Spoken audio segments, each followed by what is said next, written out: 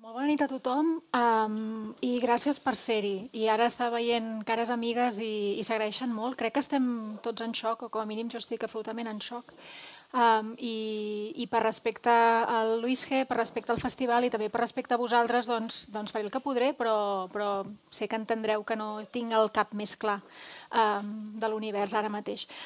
I crec que en un festival que és sobre literatura encarnada i quan passen les coses que estan passant, no? que s'estan presonant a la gent per defensar les idees, no només les seves, sinó les nostres, que els hem votat, quan s'estan presonant a la gent per cantar cançons, quan s'està bàsicament intentant esclafar la voluntat de moltíssima gent i sense cap mena de voluntat de diàleg, la literatura hi té un paper important i té una responsabilitat social també.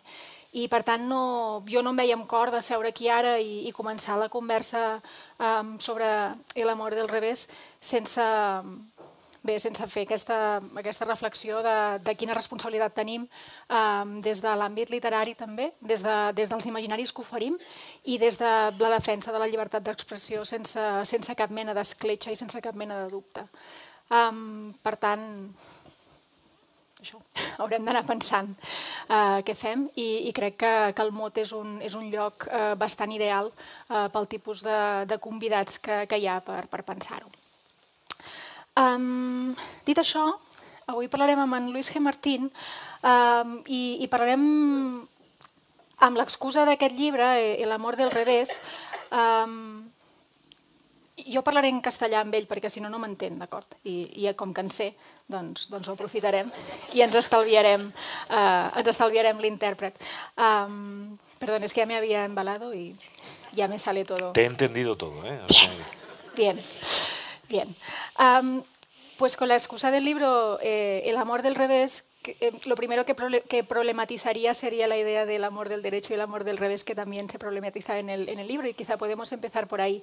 Pero la idea de esta conversación sería eso, hablar del descubrimiento del deseo y del descubrimiento de un deseo que se siente la necesidad por una imposición social también de esconder, ¿no? Quizá podemos empezar por esta problematización del amor del derecho y el amor del revés. Sí, el título, ya saben ustedes que los títulos a veces son lo más difícil de un libro. De hecho, este título se le puso, lo encontré cuando el libro estaba prácticamente ya en galeradas, es decir, que fue muy al final. Previamente había habido varios títulos. Y el título, El amor del revés, tiene... sin duda una voluntad irónica, es decir, tiene la voluntad de cuestionar esa idea de que hay un amor del derecho y que hay un amor del revés. Y yo creo que en el fondo lo que el amor del revés, o lo que mi propia vida, o lo que la vida de tantos homosexuales ha demostrado, es que esta idea tan cursi pero tan cierta de que el amor al final es únicamente amor, de que las dificultades del deseo, las dificultades afectivas son únicamente lo que son y que el resto son casi siempre, con todos los matices que pudiéramos hacer, construcciones sociales. Y evidentemente en 1977 aproximadamente, en la España recién despertada de la dictadura, cuando yo descubro que soy homosexual, dicho así, pero vamos, cuando yo descubro que estoy enamorado de un compañero de colegio, que es mucho más prosaico, mucho más inmediato, y cuando ya no me queda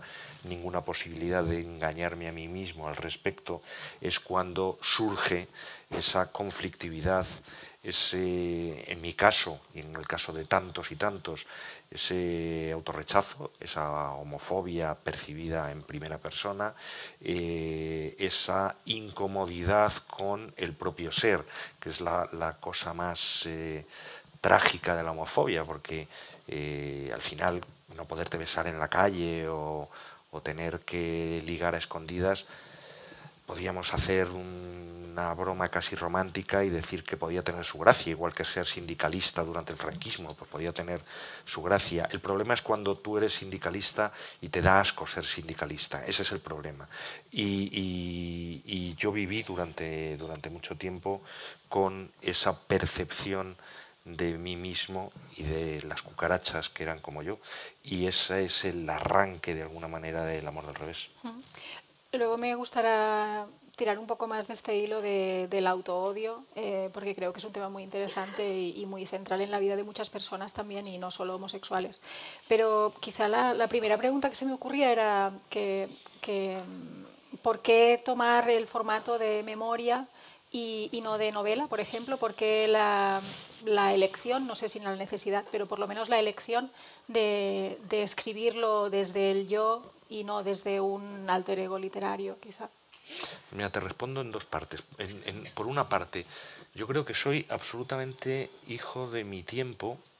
Se está hablando mucho, se va a seguir hablando mucho de por qué la no ficción, en general la no ficción, no solo la autobiografía, la no ficción está cobrando o ha cobrado ya un cuerpo de naturaleza que compite con la ficción, y que incluso, estoy hablando de literatura, no tanto de cine o de series, por supuesto, de literatura, todo lo que tiene que ver con la autobiografía, con la crónica, con el relato de no ficción, está cobrando una fuerza terrible, numérica y cualitativamente, cuantitativa y cualitativamente. ¿Por qué?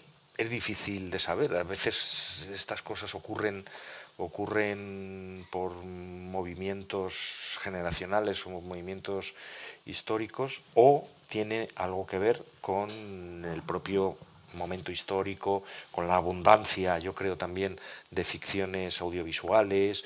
No lo sé, es difícil, pero cada vez hay más gente escribiendo la biografía de su enfermedad, la biografía de sus padres, la biografía propia, publicando diarios, publicando crónicas de asesinos, publicando todo tipo de libros que están anclados a la realidad y en la que realmente se utilizan las herramientas de la novela, es decir, se dialoga, se crean personajes, se construye narrativamente, pero todo está vinculado a la realidad. Eso por un lado. Y en ese sentido, bueno, pues yo cada vez confieso que tengo más pereza por la ficción. Tengo algunos proyectos narrativos que son novelas convencionales en el sentido de que son personajes inventados, situaciones inventadas, alejadas de mí, alejadas de todo, y tengo la duda de si las acabaré emprendiendo, porque también tengo otros proyectos que están más anclados a la realidad, no necesariamente a la realidad que tiene que ver conmigo. Cada vez me siento como escritor, y en buena parte, no tanto, pero en buena parte también como lector, más llamado por aquello que sé que tiene ese sello de la verdad. Y luego, en El amor del revés ni siquiera fue una decisión. O sea, yo tenía que contar esa historia. Yo hace tiempo que me di cuenta que mi vida, aun habiendo sido vulgar, es decir, no me pasaron grandes cosas, nunca me pegaron, ni me maltrataron, ni me expulsaron de casa, ni viví grandes tragedias, ni grandes júbilos. Sin embargo, sí que tenía pequeñas tragedias y pequeños júbilos que me parecía que eran muy ejemplares, muy ejemplarizantes literariamente, es decir, que servían para contar, como de hecho luego he recibido testimonios de que así era, servía para contar la vida de muchas personas que yo me había ido encontrando también durante mis años de crecimiento en el mundo homosexual y en el mundo no homosexual. Entonces la pregunta era, que no me la hice, digo, pero la pregunta era ¿para qué inventar? Es decir, si estoy yo, tengo un pasado, tengo unos documentos, tengo una memoria, tengo una serie de gente a la que puedo recurrir, ¿para qué inventar? Lo que necesito es reconstruir, utilizar mis armas de escritor, mis herramientas de escritor, y contar esa historia. Y contarla, además, ese era el reto y eso era lo complicado, contarla sacando todo lo peor que hubiera que sacar, es decir, sin disimular, sin disfrazar. Yo en esto llevo una ventaja, que yo a mí mismo no me trato nunca demasiado bien, no tengo, mi autoestima no es la mejor del mundo, ha sido peor otras veces, pero ahora sigue sin serlo, con lo cual el poder ser sincero, el poder ser literariamente honesto y el hablar de aquel chaval imbécil que fui, que durante tanto tiempo vivió el descubrimiento de su afectividad y de su sexualidad de una manera tan torpe, bueno, jugaba con cierta ventaja para poder ser honesto, pero ni siquiera fue una pregunta, o sea, la única duda era cuándo, eso sí que hubo una duda, bueno, porque uno siempre tiene miedo a hacer alguna heridilla en la familia, sobre todo, y yo las primeras veces que empecé a pensar que escribiría El amor al revés, bueno, pues pensé que a lo mejor era cuando mis padres hubieran muerto, luego me di cuenta que no tenía ningún sentido, porque en el fondo mis padres se comportaron como, es decir, no había ninguna brecha ahí y no tenía por qué, y en el momento en que acabé mi anterior novela, en que ya estaba un poco harto de mí mismo, de ese mismo carril literario que había seguido en las últimas novelas, decidí que era el momento de cambiar completamente de registro y de contar esta historia, hablar de mí. Has dicho una cosa que me ha interesado mucho porque tiene que ver con el automaltrato, ¿no?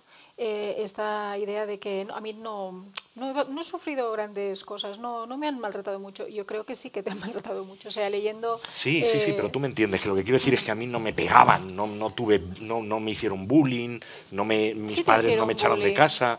Sí te hicieron bullying. Sí, vale. Había una homofobia presente todo el rato a tu alrededor. Esto es bullying, ¿no? Es decir, que nos lo traguemos como normal y lo normalicemos. Tienes razón, pero que no me pegaban. Vale. Ni me quitaban el bocadillo, ni me decían maricón, ni esto. Pero sí, tienes razón. Sí, eso es lo que está en el fondo de todo. Es decir, yo a lo que me vi obligado es a fingir, a disimular, a ocultar, a silenciar. Y eso es una forma claramente de bullying, de opresión, de represión. Bueno, también juegas con la idea de la máscara, ¿no? Y había una frase que me dolió especialmente, ¿no? Que decía, no sé quién habría llegado a ser si en aquellos años cardinales no hubiera tenido que mentir, ¿no? Sí, eso es algo que me produce mucha curiosidad y que yo creo además, claro, en la historia de un homosexual o en la historia de, yo qué sé, de un comunista en la Alemania nazi o en la historia de un sindicalista, en la historia de gente que ha tenido muy claramente que ocultar durante años su identidad, es más visible, es más llamativo y la pregunta se puede hacer más abiertamente. Pero yo creo que cualquiera de nosotros, esta reflexión sobre la identidad que a mí tanto me fascina, cualquier persona haya llevado la vida que haya llevado, se da cuenta de que de alguna manera ha llegado a ser quien es, primero por azar, porque en aquel momento conocimos a Mengano o a fulana, que son, no digo ya nuestra pareja, sino unos grandes amigos con los que vivimos el crecimiento, la construcción emocional. Y si aquel día, yo siempre lo digo con mi ejemplo, yo tengo un grupo de amigos que a mí, que siguen siendo mis amigos, que a mí me marcaron igual que seguramente yo les marqué a ellos, con los que hicimos esa construcción emocional que se hace en la juventud y en la posjuventud, que son mis compañeros de facultad, y que tuvo que ver con dónde me senté el primer día y que bueno, pues al final acabé conociendo a una gente y viviendo con una gente, con un grupo de 6, 7 personas que para mí fueron fundamentales. ¿Qué habría sido de mí si ese día me hubiera sentado en otro lado? Bueno, esta pregunta, yo creo que sí que se la puede hacer casi cualquiera. En el caso de un homosexual, evidentemente, la pregunta es mucho más de un homosexual que ha vivido en esas circunstancias históricas y que ha tenido que ocultar o que ha querido ocultar, es mucho más llamativo porque lo que yo visualmente lo cuento en el libro de una manera que es en la que la voy a contar aquí. Yo sí que hubo una época, nunca he sido especialmente afeminado, pero hubo una época en la que me esforcé no solamente en no ser afeminado, sino en ser camionero, para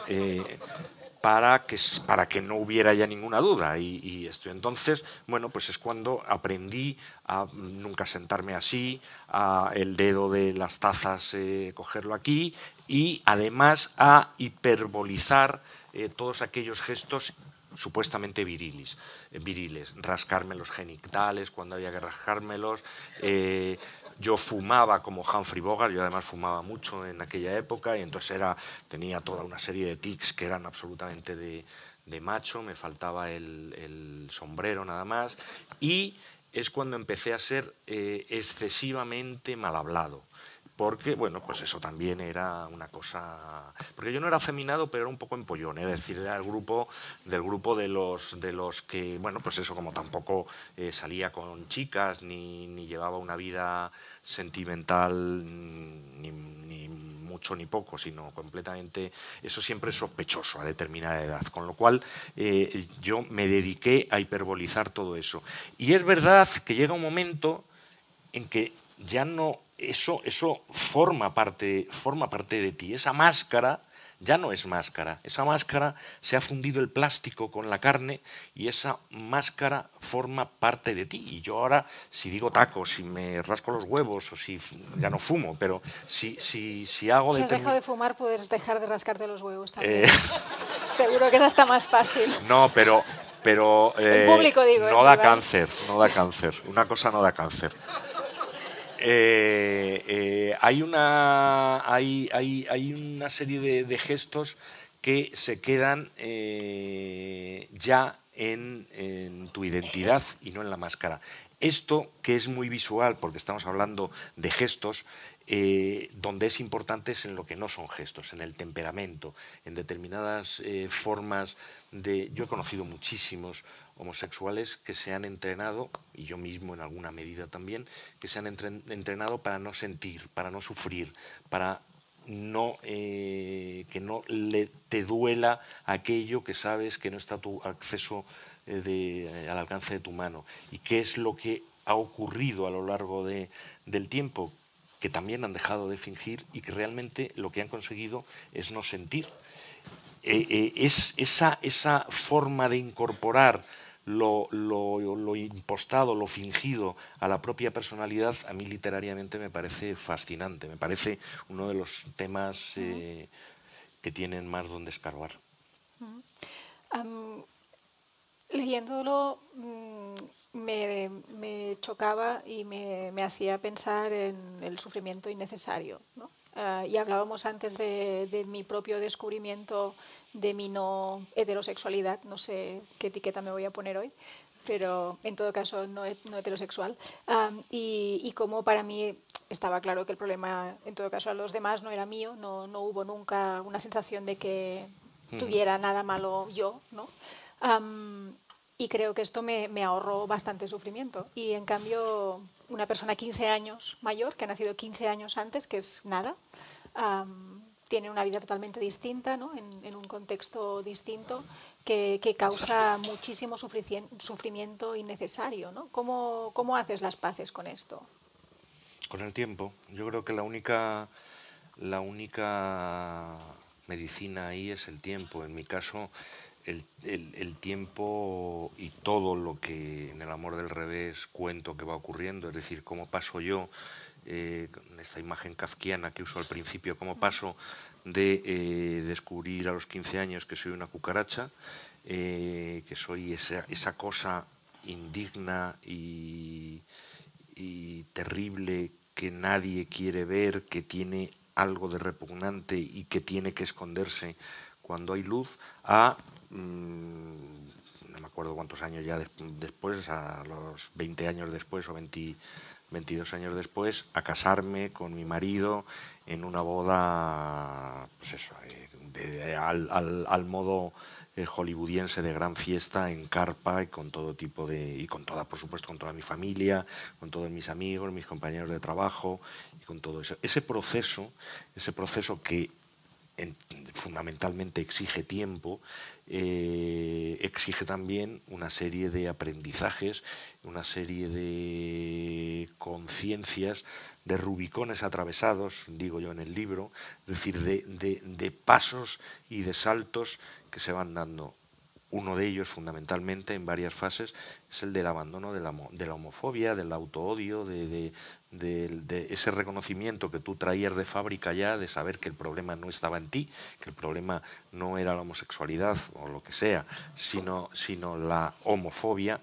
Eso que yo no lo traía de fábrica y que lo tuve que aprender, se hace con eso, con tiempo, con suerte. Hombre, yo creo que algo también de inteligencia emocional o de inteligencia debí poner y con muchos libros y muchas películas, sobre todo con muchos libros, con muchas películas, más que libros en un determinado momento, y luego con libros, es decir, con esa experiencia convertida en arte que al final sirve para encontrar el hueco en el que estás tú y descubrir esto que ahora nos parece, o desde luego me parece ya tan obvio desde hace años, que es eso, que yo soy quien soy y no tengo que pedir perdón a nadie, ni no solo no tengo que pedir perdón a nadie, es que no hay nada malo en mí. Hay muchas cosas malas en mí, pero no de estas que estamos hablando. Háblame un poco de estos referentes literarios, cinematográficos, etcétera. Yo recuerdo en mi adolescencia que las no heterosexuales, las boyeras en aquel momento, íbamos como locas pasándonos libros como si fueran droga, porque eran muy difíciles de encontrar, no teníamos internet como los chicos jóvenes de ahora que encuentran todo, ¿no? Hay un momento muy curioso cuando cuentas cuando comprabas las revistas pornográficas, etcétera, ¿no? Que era como muy clandestino, y me recordaba encontrarnos en la librería Cómplices y en el tablón de anuncios, pues eso, ¿no? Quedar con gente, etcétera, y esta cosa como muy clandestina, porque no, sobre todo las lesbianas no estamos nombradas en la cultura en absoluto, y los homosexuales tenéis un poco más de suerte con esto. ¿Me puedes contar un poco de tu experiencia con estos referentes culturales?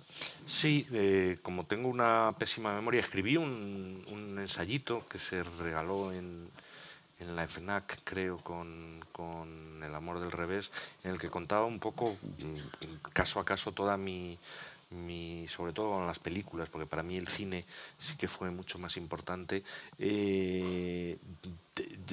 Recuerdo algunas películas que a mí me marcaron especialmente. Una, no me voy a acordar el nombre del director, es un director francés ya muerto, que luego tuvo una carrera bastante exitosa, y esta era su primera película, que es El hombre herido, L'homme blessé, que es una película que a mí además recuerdo haberla visto yo solo, yo iba mucho al cine solo a primera hora de la tarde, y recuerdo que aquella película todavía siento las emociones. Era la historia de un chaval que empieza a prostituirse en las estaciones de tren. Luego la vi cuando salió El amor del revés para escribir el ensayito este, y hombre, había envejecido, porque era una película, el cine es un arte que envejece casi siempre.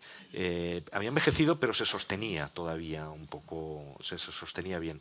Evidentemente, todo Pasolini, esa necesidad también de encontrar no solo una comprensión en el cine, sino de encontrar el erotismo, es decir, de ver cuerpos, de ver chicos, de ver chicos amando a chicos, de ver chicos desnudos, y cómo eso de alguna manera sí que suponía una educación sentimental. Una película con la que, otro de los tópicos que además recuerdo también cómo la vi la primera vez en televisión, uno de los clásicos gays, con la que yo tengo una relación de amor-odio, tanto con la película como con la novela, y ahora mismo no sé en qué momento estoy, que es Muerte en Venecia, pero que en cualquier caso tanto significó para mí. De hecho, escribí una novela luego que pretendía ser la continuación de Muerte en Venecia y recobrar el personaje de Taccio en su vejez.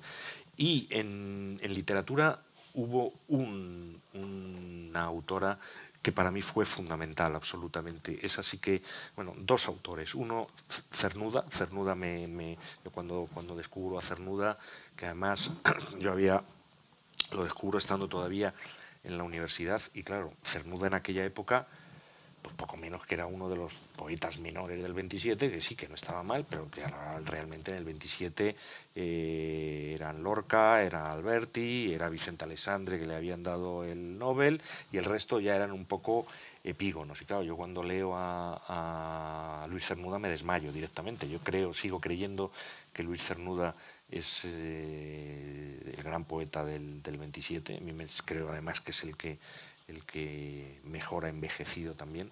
Y luego la otra autora es Marguerite Yourcenar, que para mí supone también un descubrimiento de no solo en lo que tiene, en el caso de Marguerite Yourcenar, bueno, igual que en el caso de Luis Cernuda, se junta no solo el descubrimiento de determinados comportamientos o de determinada vida, muy doliente por otro lado, porque Alexis o el Tratado del Inútil Combate es una novela que yo no sé si ayuda o te acaba de hundir, pero descubro una autora que me deslumbra y que me mete en un mundo de vivencias existenciales que a mí me transforman.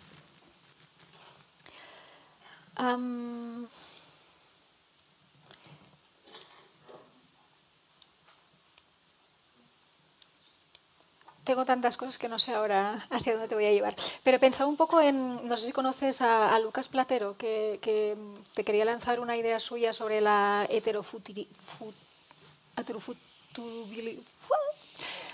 la posibilidad de ser en el futuro, la posibilidad de tener en el futuro una vida heterosexual desde la homosexualidad. Es decir, casarse, formar una familia, casarse con una boda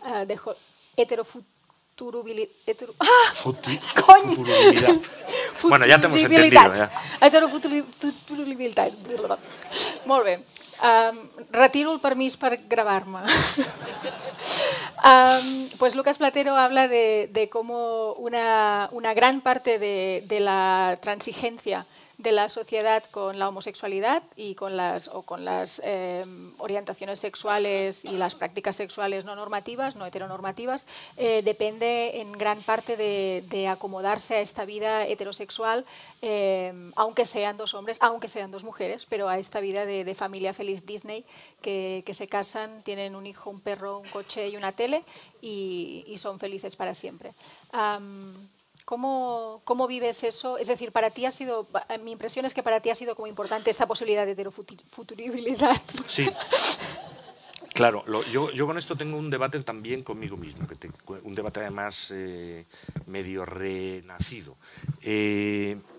Vamos a ver, hay en cualquiera de los aspectos conflictivos de las sociedades modernas de las que discutimos, desde qué es el capitalismo hasta cuál es la sexualidad, yo tengo la sensación de que toda la filosofía del siglo XX, de la década de los 60, 70, nos ha arruinado un poco, estoy dando una vuelta para llegar a... Nos ha arruinado un poco a las generaciones sucesivas, porque creemos, desde mi punto de vista, de más, que el problema está siempre en las estructuras y no en la naturaleza. Hemos dejado de creer en la biología, no sabemos realmente qué es lo que haríamos si estuviéramos como Segismundo encerrados en una torre desde el nacimiento.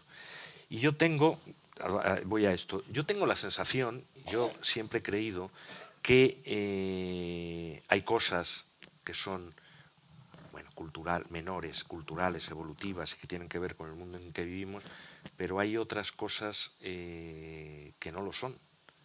Lo he pensado y en el fondo creo que lo sigo pensando. Es decir,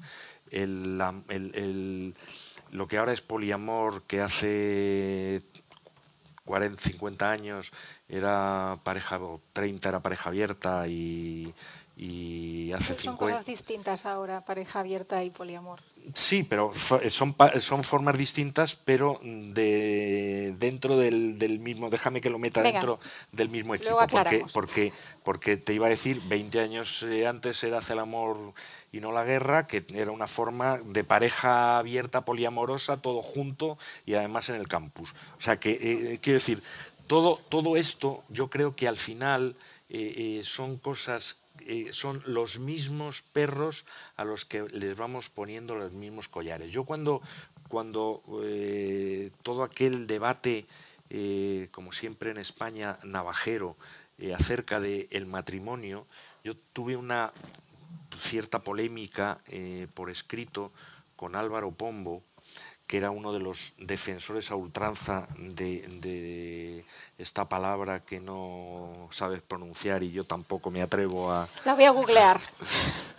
Él decía que lo que teníamos que hacer los gays era ser maricones realmente y seguir ahí, y qué es esto de casarse, y qué es esto de parejas, y qué es esto de... Bueno, yo tengo la sensación de que al final los seres humanos necesitamos determinadas cosas que son muy concretas y que en cualquier evolución, en cualquier fase de las evoluciones históricas son las mismas. Y en ese sentido yo creo que, yo por ejemplo, ahora me parece terrible tener un hijo. Hubo una época en la que, lo cuento en el libro también, en el que la llamada de la selva me hizo querer tener un hijo.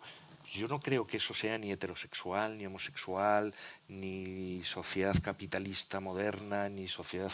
Creo que eso forma parte del ADN de las personas y en ese sentido no comparto en absoluto esto. Este verano, el verano pasado, de esto escribí un artículo. El verano pasado estuve 15 días en Berlín en proceso de desconexión, pues estaba llevando una vida un poco terrible y me fui a Berlín con mi marido, nos dejaron un apartamento y estuvimos 15 días yo intentando empezar el libro que acabo de terminar y haciendo nada, es decir, leyendo este tipo de vida que a mí me parece la ideal. Y entre lo que hicimos es ir a esto que yo en Madrid no me atrevería a hacerlo, en Barcelona a lo mejor un poco más, ir a un club de sexo. Por puro turismo realmente, porque ya a mi edad el sexo es los restaurantes, pero por ¿Cuántos turismo. años tienes? Tengo 56, los justos. No, ya es que me estás destrozando la vida. O sea, estás diciendo un montón de cosas que no me las voy a creer, porque si me las creo ya, ¿dónde está la navaja? Estoy exagerando un poquito, Vale. pero no mucho. Bueno, Vale. de hecho, fuimos a este club de sexo, o sea que... Pero cuando dices club de sexo, ¿es donde se paga o donde se intercambia? ¿Dónde se paga, has dicho? Pregunto si el club de sexo se pagaba por el sexo o se intercambiaba. No, se paga por entrar, no. Vale, vale. No, Quería saber de qué estábamos hablando. Club de sexo estoy llamando a un sitio en el que te desnudas en la puerta, era gay, en cualquier caso, te desnudas en la puerta, está todo el mundo en calzoncillos o desnudo y hay algunas zonas un poquitín más escondidas, tampoco muy escondidas, la verdad, pero bueno, hay algunas zonas ¿Para qué te escondes? Está ahí todo el mundo más oscuras, pero es una gran orgía. Y entonces yo recuerdo, escribí un artículo al respecto de esto en el que planteaba este dilema que tú me estás planteando. Yo recuerdo, de repente, mi marido y yo íbamos de voyeurs, realmente. Pero recuerdo en un determinado momento ver a un chico en un sling. Un sling es las cosas estas que cuelgan del techo para que estés con las piernas bien abiertas y se pueda... No sé si me estoy pasando de tono. No, está bien. Ustedes me disculparán. Bueno. Si alguien ha traído a los niños, no sabía dónde venía y es su responsabilidad. Vi un chico bellísimo. Ya saben ustedes que la belleza tiene un punto de relatividad, pero este tipo de bellezas en el que uno de repente quiere vivir el resto de su vida con esa persona sin haber cambiado ni una palabra con él, ni posibilidad de hacerlo porque era alemán. Y ese chico que estaba en el sling, de repente le hizo un gesto a otro chico también bellísimo, menos, pero también bellísimo, que llegaba por allí y que también estaba desnudo, para que lo follara. Y entonces, bueno, pues follaron allí delante de mí y de algunos más, y de repente yo ahí tuve una especie de revelación, o no sé si de revelación ni de caída del caballo ni nada, pero sí me planteé y me planteaba en este artículo que digo que escribí al respecto de este episodio, si no es verdad que justamente el haber tenido la experiencia de vivir en la marginalidad, en la no convencionalidad, en la educación de los afectos y de la sexualidad transgresora, no nos debería dar, porque además esto va a ser siempre así, el homosexual, incluso cuando todo ya esté perfectamente normalizado y no haya homofobia, siempre va a ser el que está en minoría, y yo creo que a los 16 años pues siempre vas a ser un poco el perplejo, aunque no te peguen ni te quiten el bocadillo, ni siquiera te digan que la sociedad te diga nada, siempre vas a pensar que bueno, pues que raro. Sí, ¿no te crees lo de Kingsley en serio? Que la mayoría de gente es bisexual, pero que estamos tan condicionados, ¿no? Yo sí me lo creo. No, yo no me lo creo. Porque con la de heteros que me he follado, solo me puedo creer esto. No, perdón, es que son señoras que dicen que son heterosexuales, que con las amigas no cuenta, etcétera, pero que tienen prácticas homosexuales. Y entonces yo creo que hay una población de bisexuales infinita que no sé, que como pueden esconderse, que es otra de las cosas de las que hablábamos, que como pueden disimular, hacen como que son heterosexuales porque les es muy cómodo, pero que su deseo por lo menos es bisexual, porque no soy la única tampoco que tiene relaciones con presuntas heterosexuales. Yo te reconozco que dos cosas. Uno, que creo cada vez más afianzadamente, y además estoy ahora escribiendo un librillo y estoy leyendo cosas sobre esto, que la sexualidad masculina y la sexualidad femenina son universos completamente distintos. Y, en segundo lugar, que en muchos de los casos que tú estás planteando, los que yo he conocido en el mundo masculino eran más gays que yo. O sea, lo que pasa que en vez de haber tomado la decisión en su momento, habían mantenido yo tampoco me he acostado con tantos heterosexuales, vale. Pero con los que me he acostado no tenían ni de bisexuales vamos, nada. O sea que no, yo no me lo creo. Pero yo sí que creo, o sea, te acepto la duda esta de que vivimos en sociedades en general en las que la sexualidad sigue siendo un campo de minas, en el que seguimos, por ejemplo, un tema que a mí me interesa mucho, la infidelidad. La infidelidad, según todas las estadísticas y los estudios sexuales universitarios, afecta al 40% de los hombres y al 20% de las mujeres. Mentira, vamos, yo estoy seguro que las cifras están entre el 80 y el 90 en hombres y en mujeres, con distintas frecuencias. Vivimos en sociedades en las que la sexualidad sigue siendo todavía algo muy en penumbra, negativamente connotado o conflictivamente connotado, y que probablemente el haber atravesado por las experiencias que hemos tenido los homosexuales, y sobre todo los homosexuales de una determinada época o de un determinado temperamento como yo, es decir, que hemos tenido que superar tantas cosas, a lo mejor efectivamente es un poco absurdo instalarse en el chalet, el perro y el matrimonio convencional. Tampoco yo estoy instalado en eso, o sea que no es que, pero yo sí que creo, no sé con quién lo hablaba hoy en la comida, yo sí que creo que creo en los actos jurídicos, y el matrimonio a mí me parece que es un acto jurídico. No se trata de que nadie regule nada, sino que regula mi voluntad patrimonial y mi voluntad de decisiones sobre otra persona, y que eso no tiene nada que ver realmente con formas de vida, o no tendría que tener que ver. No, totalmente de acuerdo. He encontrado, a ver, lo voy a leer. Heterofuturibilidad.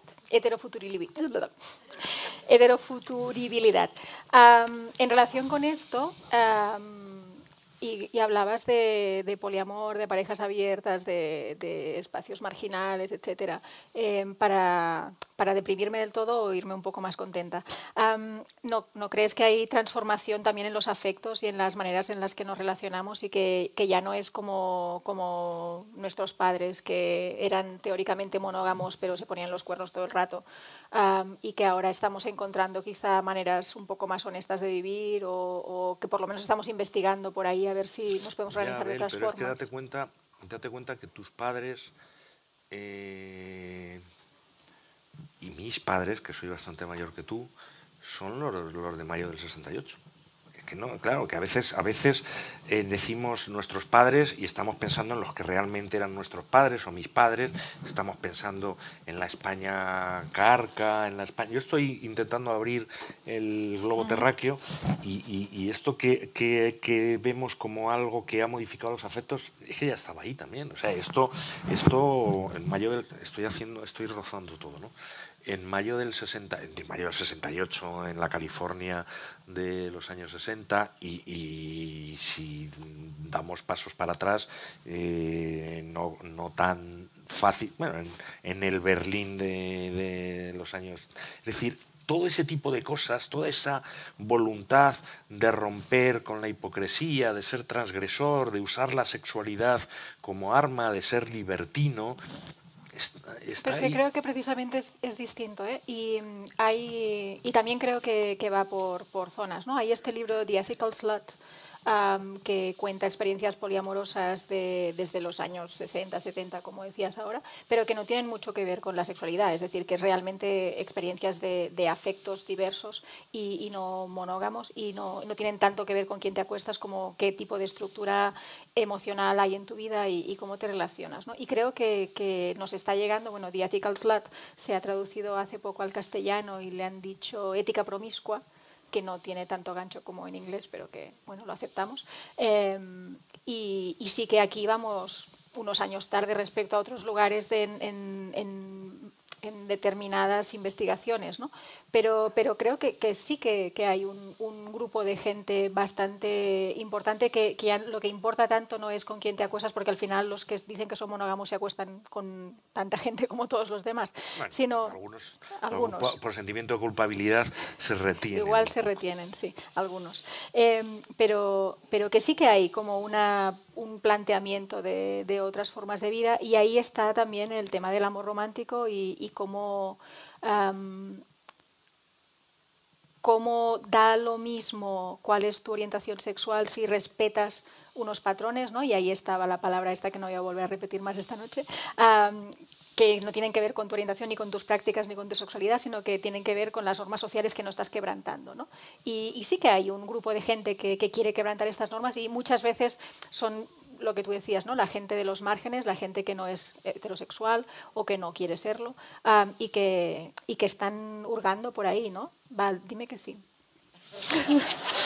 Yo te digo lo que tú quieras que te diga, bien, pero te voy a dar, vamos a ver, dos cosas. Primero, yo soy un gran defensor de la promiscuidad, con lo cual de la promiscuidad sexual y, por supuesto, de la promiscuidad afectiva, que es mucho más complicada, pero que al mismo tiempo es mucho más fácil. Y ahora voy a ir un paso más allá. Mira, acabo de muy cogido por los hilos. Acabo de entregarle a mi editorial un ensayo que confío en que salga en otoño, que se titula El mundo feliz y que habla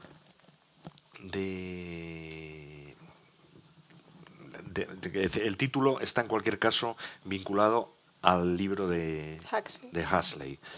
Y lo que yo sostengo en un determinado momento, más allá de matices, que no es el momento de entrar en ellos, es que la sociedad que plantea Huxley, que se vio y se sigue viendo como una distopía, a mí me parece una sociedad estupenda. Sí, sí me parece. Y en el sentido en el que estamos hablando, está completamente acabado el amor romántico, las relaciones de no me parece, bajándolo ya al detalle, que yo quisiera vivir en esa sociedad. Pero está acabado el amor romántico, está acabado el sexo reproductivo, que yo creo que eso está ya en el horizonte y que yo sostengo en el libro que ese será el momento en el que definitivamente la igualdad de hombres y mujeres será irreversible, y ahí ya no tendrá ninguna posibilidad de vuelta atrás, porque se acabará con toda la vinculación de la afectividad.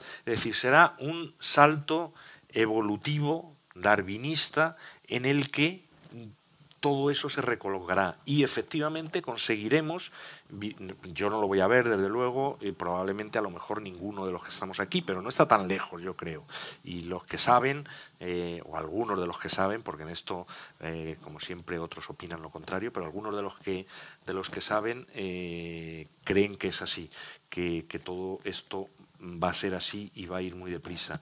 O sea que en ese sentido puedo comprarte perfectamente esa teoría, ese modo de vida, incluso doblarte la apuesta y darte un órdago. O sea que sí, me parece, yo no tengo ningún problema. Lo que pasa que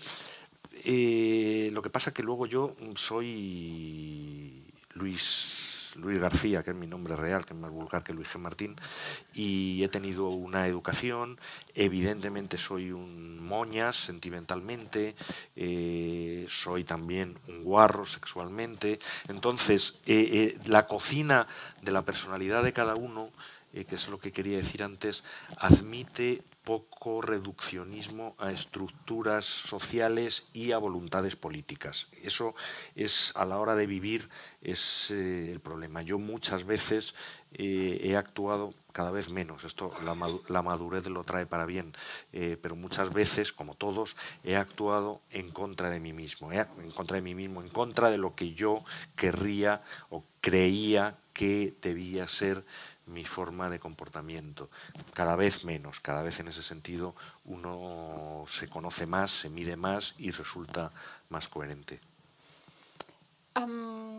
Cuando hablábamos de homofobia interiorizada, que es otro hilo que hemos sacado muy poquito y que querría hurgar un poquito más, a mí se me asociaba con vergüenza y violencia que se retroalimentaban un poco, ¿no? Sí, yo llegué a hacer una cosa terrible, está contada en el libro, y es una de las cosas que a mí me parecía que le daban a mi vida un ingrediente más, que permitía hacer un paisaje completo de lo que había sido la vida de los homosexuales en una determinada época, que podía seguir siendo la vida de los homosexuales.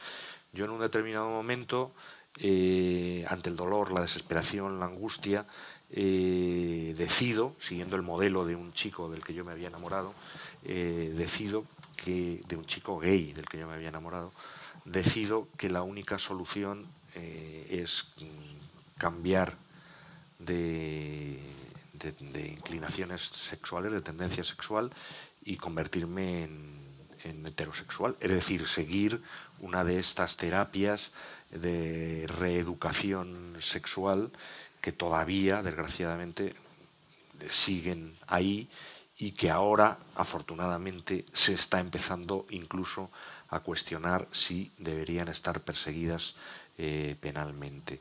Y yo tomé no solo la decisión de ir a un psicólogo conductista, en aquel momento el conductismo estaba viviendo sus mejores momentos, y se sostenía que, bueno, que no había nada.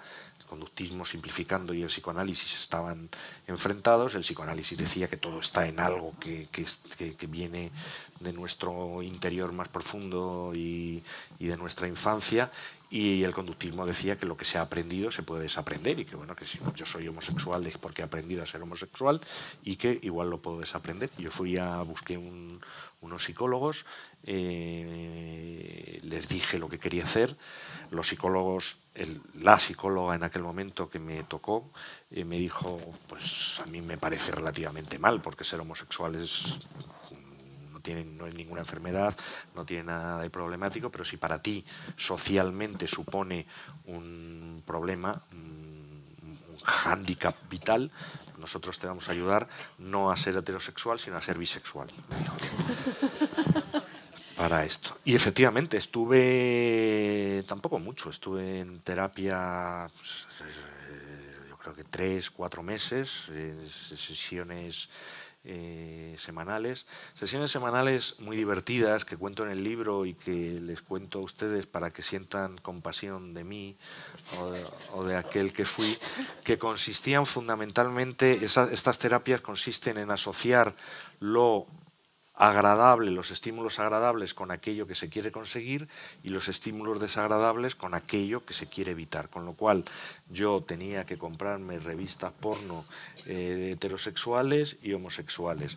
Las heterosexuales las tenía que ver con música de Bach, tomándome una copa de vino y en una sensación plácida y con unos perfumes que olieran, y las revistas homosexuales las tenía que ver con pinzas en los testículos, con peste en el este y con no estoy exagerando, y con unos casetes de ruidos que desagradables, que esto supuestamente lo hacías de manera continua y daba su resultado.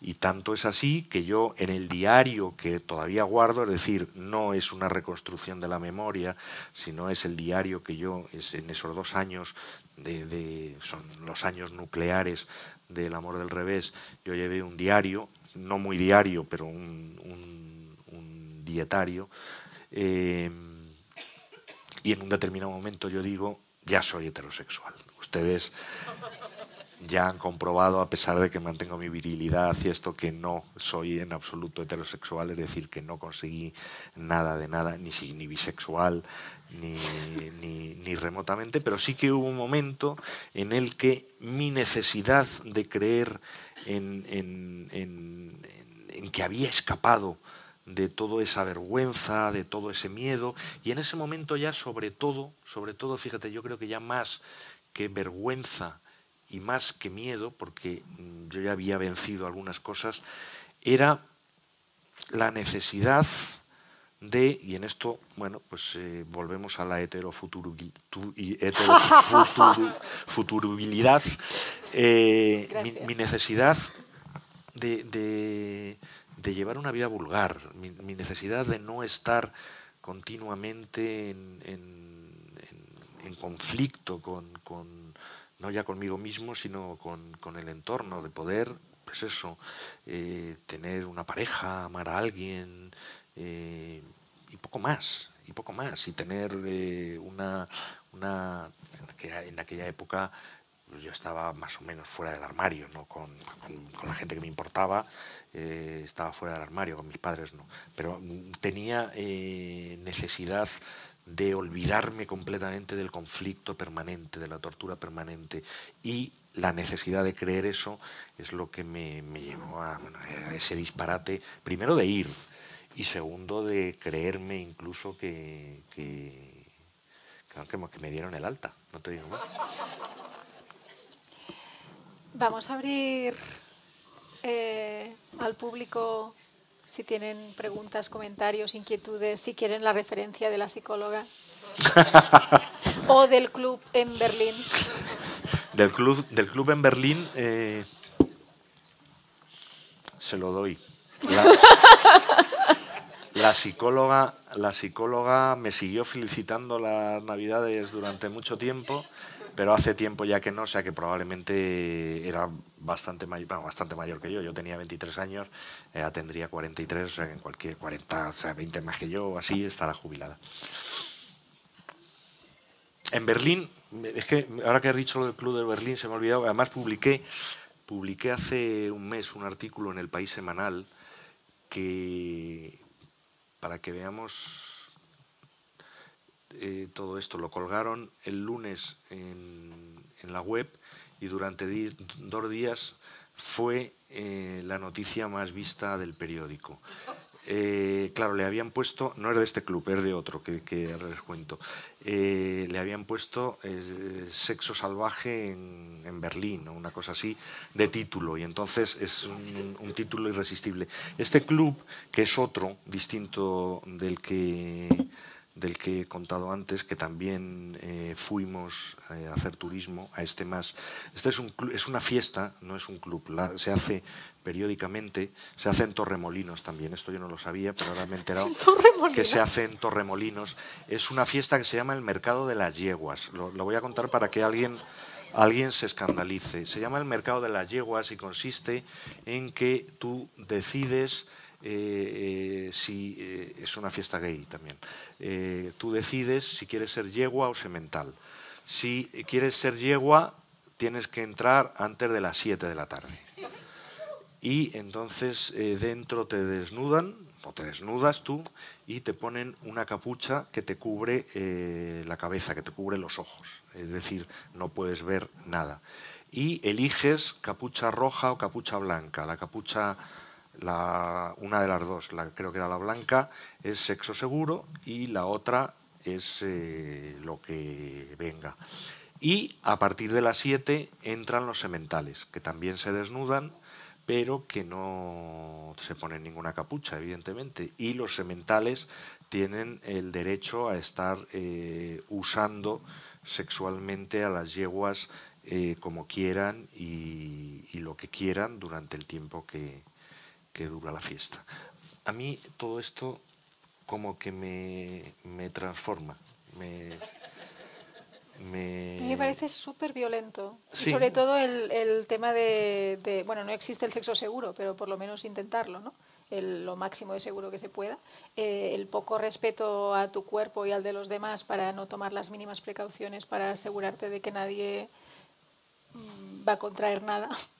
Me parece muy, muy violento. Yo me tengo trabajado poco eso, pero supongo que eso tiene que ver con que son, bueno, ahora hay una sustancia que se llama Proper, ¿no? No el Popper, sino una sustancia que supuestamente previene el contagio. Sí, pero solo del SIDA. Puedes coger hepatitis, puedes Sí, coger sífilis, puedes coger de todo. Que tú estabas siendo no te hagas ahora la moralista en No. En este último requiebro, a joder. ver, que no es moralista, es cuidarse, ¿no? Que sí, pero que bueno, si no te cuidas puedes follar menos. Que en cualquier caso es una decisión libre y voluntaria y que evidentemente yo doy fe de que los que tenían la capucha roja, que creo que era estaban siendo también perfectamente penetrados. ¿De dónde iba? ¿De dónde venía? Porque habíamos abierto al público, nadie ha dicho nada. Porque quería ver si alguien quería también la dirección de la este club. dirección de este. Si no, en Torremolinos.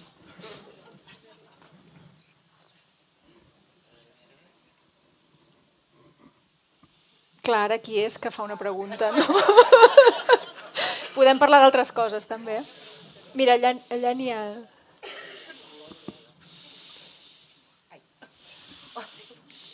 Hola, buenas noches. Bueno, yo no sé, supongo que ya lo sabe que está usted en Olot. No me llames de ustedes, por favor. Tú, que estamos en Olot y en Olot hay un eslogan que dice quien no carda en Olot, no carda el lloc, que significa que quien no tiene sexo en Olot no lo tiene en ninguna parte. Joder. Pues tengo un papelón porque me voy mañana. Pues hay que informarse, hay que informarse. Bueno, en fin, dicho esto, yo lo que quería contar, que es una cosa que... Es que yo soy médico, hace como 39 años que terminé, y yo me acuerdo que en quinto, que había una asignatura que era psiquiatría, el buen señor un día, el cátedro, pues empezó a contar las terapias para curar la homosexualidad. Entonces, en aquel momento, que era cuando yo estudiaba en Barcelona... ¿Estamos hablando de qué año más o menos? Pues mira, hará unos 40 años. O sea, sí, en la época en la que estamos ahora, sí, en finales época, de... Sí. O sea, principios de la muerte de Franco. 76, por ahí sería. Entonces, era la época que en Barcelona había mucho movimiento con respecto a todo esto de los movimientos que se estaban empezando a explicitar, de la libertad sexual y contra la homofobia y todo esto. Y entonces, cuando el señor estaba ahí explicando sus terapias y tal y cual, pues a mí se me ocurrió, yo que soy una chica de Gerona súper vergonzosa, se me ocurrió levantarme y decir que a mí aquello me parecía una barbaridad y que me parecía que aquello no era una enfermedad y por tanto él no podía estar desde una cátedra diciendo aquellas barbaridades. Y que yo me levantaba y me iba en señal de protesta. Entonces yo pensé que me iba a ir sola, pero mi sorpresa fue que detrás de mí y de mis 3 amigos se levantó la mitad de la clase y se fue. Nos fuimos todos. Qué bien. Y lo dejamos allí con la otra mitad de la clase que no sabemos qué pasó. El pobre hombre... Capuchas. En el próximo... Seguro. Son los peores. En la próxima clase se disculpó y dijo que él en realidad tampoco pensaba que la homosexualidad fuera una enfermedad, pero que había como muchos condicionamientos sociales, tal y cual, y que entonces había muchas personas que acudían a terapia por esto. Y yo esto lo cuento porque lo que tú me has dicho de la psicóloga, ¿no? Lo que nos has contado, pues me ha recordado esto. ¿No? Sí, sigue habiendo, de hecho todavía... Sí, y que probablemente hay gente que sigue pidiendo esto. Hay un cartel, ¿no? Lo cual es triste, de un brasileño que no sé si alguna vez circula mucho por internet, si pueden verlo, es muy divertido porque es un cartel que anuncia una terapia que dice además los plazos. Creo que es el primer mes 70% de heterosexual, el segundo mes 80% y el tercer mes ya el 100%, y además te da los porcentajes de recaídas, que son solo del 10%. Y viene la foto del terapeuta. Y con la foto del terapeuta te das cuenta de que no funciona. Pero tú avisaste a la psicóloga que habías recaído, porque igual no. Creen que solo es el 10% porque nadie avisa. Pues esta terapia, si funcionase al revés, porque tengo un montón de amigas feministas heterosexuales que querrían no serlo, igual podrían llamar también y decir, ¿lo hacéis al revés? Pues estaría bien, podríamos montar una clínica. Por aquí había también una palabra.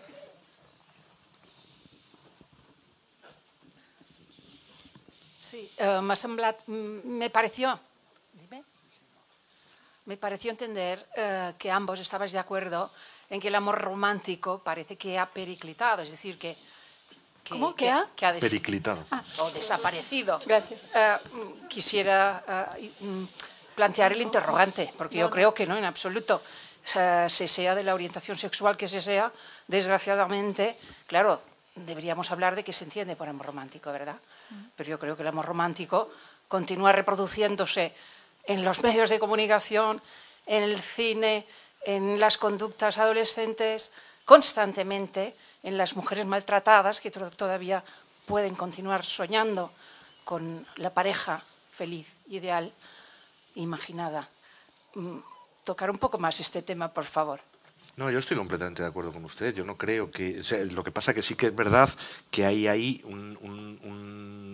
lo que yo sostenía con Bel es que hay un eterno retorno de algunas luchas. Yo creo que todos queremos la situación ideal.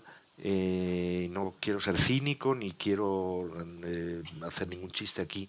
La situación ideal humana en todo, no solo en esto que estamos hablando, también en lo profesional, es combinar la seguridad con la aventura. Esa es la clave de la vida. Es decir, tenemos una tendencia, yo creo que no cultural, sino biológica, a la seguridad. Necesitamos haber compartido la vida con alguien, en este caso, en este tema que estamos hablando. Necesitamos realmente poder abrazar a alguien. Hay abrazos que son mucho más curativos que otros abrazos, que un abrazo cualquiera. Necesitamos eso que es lo que llamamos aquí amor romántico. Pero lo que pasa que es verdad que eso nunca nos ha bastado. Otra cosa es que hayamos tratado de buscarle los parches o las trampas. No nos ha bastado nunca sexualmente, porque es imposible mantener, nadie se cree que se puede ser monógamo 50 años, y habrá gente que lo ha sido, pero bueno, la sexualidad tiene una evolución.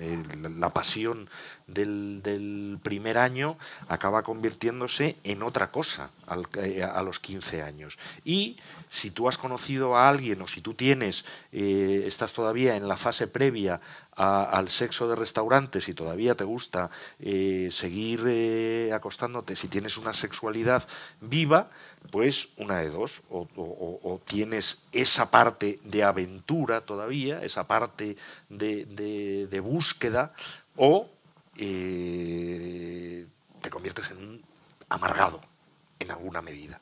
Esa pugna yo creo que es de siempre y va a durar siempre. Se intentan encontrar fórmulas, la del poliamor es una de ellas, fórmulas que de alguna manera resuelvan la ecuación. Yo tengo la sensación de que ni han sido nunca exitosas, ni lo van a ser.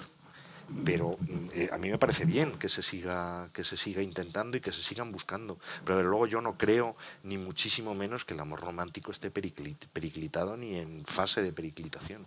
No, sí, s'ha entès això en absolut, també totalment d'acord que estem aquí bombardejats per tot arreu.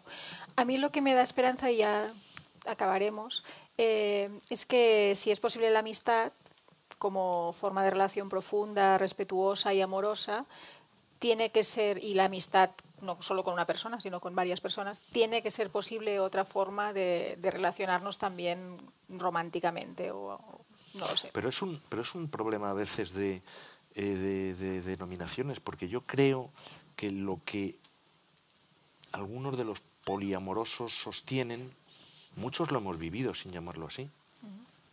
O sea, que hemos tenido relaciones que van más allá de la amistad y que incluso en algún momento han tenido su propio componente sexual y que forma parte de nuestro conjunto, de nuestra estabilidad emocional. O sea que a veces también buscamos solo el punto de equilibrio del amor, de la relación afectiva principal, que es fundamental, pero la construcción de todo nuestro mapa afectivo incluye muchas cosas, claro. Pues muchas gracias y gracias seguimos reflexionando y continuem dempeus. Bona nit. Gracias a todos.